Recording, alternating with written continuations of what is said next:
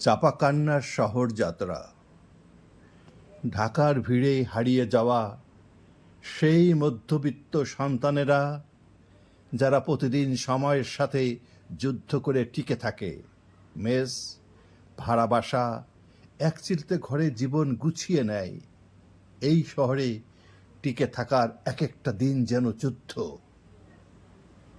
ঈদ আসে, আনন্দের বারতা বয়ে আনে সবার ঘরে। তারা তখন বাড়ির পথে রওনা দেয়। ভাঙা সড়ক, দীর্ঘ লাইনে ঘন্টার পর ঘন্টা দাঁড়িয়ে থাকা, গরমে ঘেমে ভিজে যাওয়া কাপড়, ক্লান্ত মুখ। তবুও বুকের ভিতর একটাই স্বপ্ন, মার মুখটা দেখে একটু শান্তি পাব, বাবার হাতে কাপড় তুলে দিব, বোনটা হাসুক নতুন জামায়।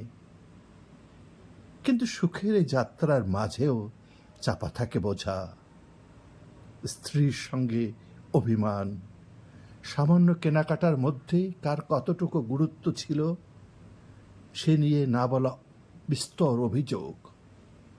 সন্তান চায় খেলনা, অথচ পকেট দেয় না সায়। তবুও মুখে এক রাশ হাসি, সব সামলে চলার নীরব চেষ্টা। ঈদ কাটে মায়া মমতায় ভরা, কিন্তু ঠিক তার পরেই আসে বিদায়ের বেদনা। মার চোখে পানি, বাবার মুখে নীরব উদ্বেগ। পিছনে ফেলে যেতে হয় ভালোবাসার মানুষগুলোকে, আর সামনে চোখে ভেসে ওঠে শহরের কংক্রিট জীবন। ফেরার পথটা হয় আরো কঠিন।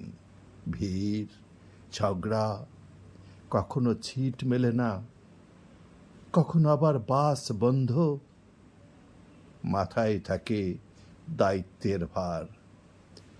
তবু ঈদ ফেরত সন্তানেরা মুখে হাসি রাখে। তারা ভাবে সব ছেড়ে দিতাম যদি, কিন্তু বাস্তবতা হলো না। না পারে আনন্দ ভেসে যেতে, না পারে চোখের জল লুকাতে। তবুও তারা স্বপ্ন দেখে একদিন সব ঠিক হবে।